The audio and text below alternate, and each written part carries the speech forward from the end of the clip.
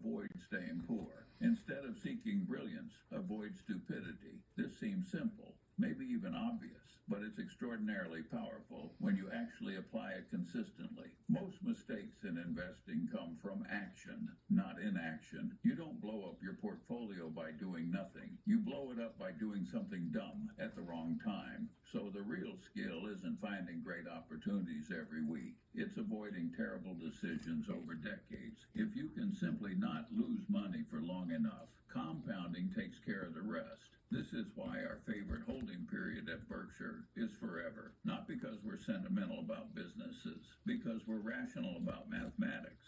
The longer you hold a great asset, the more invisible work it does for you. Every year, you hold adds to the compound interest. Every year, you avoid selling, saves you from taxes, and the risk of making a poor reinvestment decision. Now let's talk about the thing nobody wants to discuss, honestly. Boredom. Boredom is where compounding actually lives and thrives. If you can't tolerate watching paint dry for years, you're not cut out for serious investing, because that's exactly what successful compounding looks like for long stretches. Your portfolio barely moves relative to your expectations. You check it every day, and nothing significant seems to happen. Your friends are trading, making noise, telling stories about their wins. You're just sitting there with the same positions you had last year. It feels like losing. It feels like you're missing out on life. But here's the secret that separates successful investors from everyone else. That boredom is your competitive advantage. While everyone else is burning energy, chasing excitement, and paying for activity, you're conserving energy and letting time work.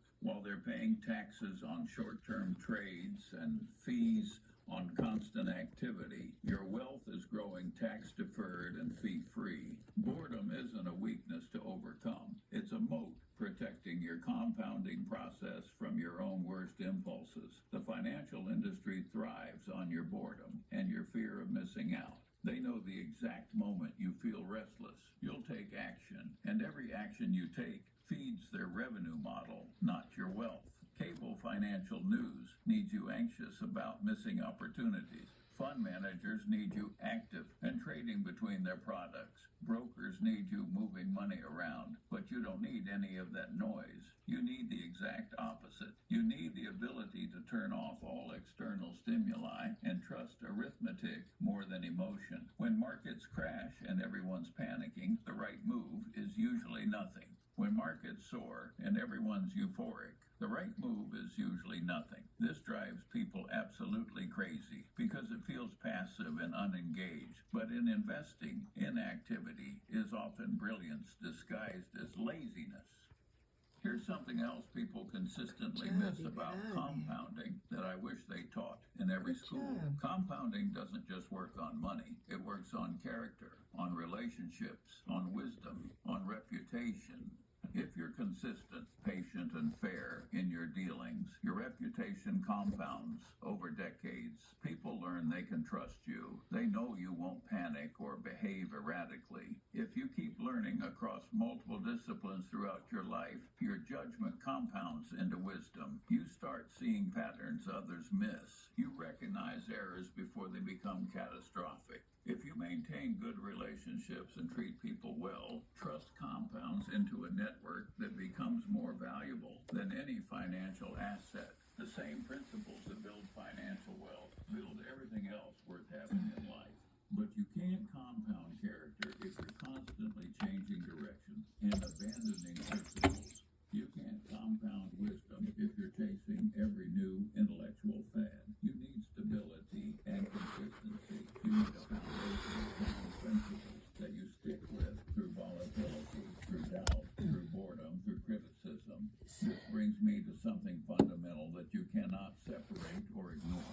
You cannot separate wealth from character. Money in the hands of a fool simply amplifies foolishness at a dangerous scale. Compounding doesn't make you wiser or better. It just makes your consequences bigger and more visible. If you're disciplined and rational, time multiplies your fortune into something remarkable. If you're reckless and emotional, time multiplies your disasters until they Where you destroy going, you. little The guy? math doesn't care which side you're on. It's neutral and relentless. That's why I Hey, where you going? insisted that wealth is built not by intelligence, Going but outside? by temperament. It's not how smart you are or what you know. It's how well you behave when everything around you feels wrong.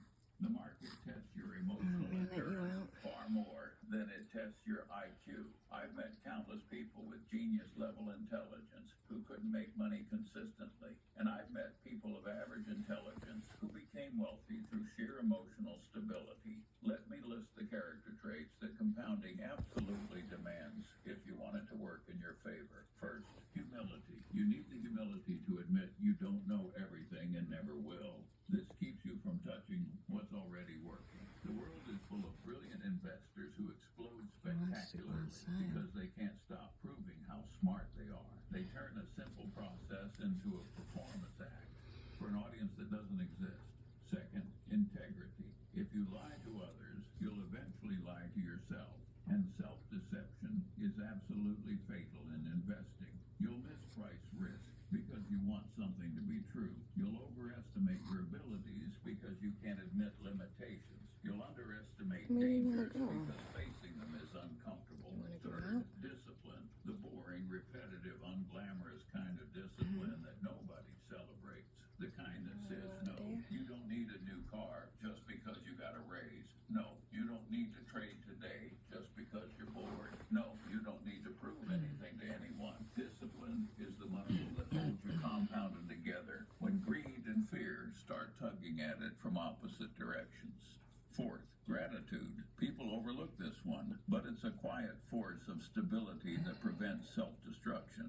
A grateful person doesn't take reckless risks with what they already have. They don't gamble their secure present for a fantasy future. Ungrateful people blow up because enough never feels like enough to them. They move the goalpost every time they score. And that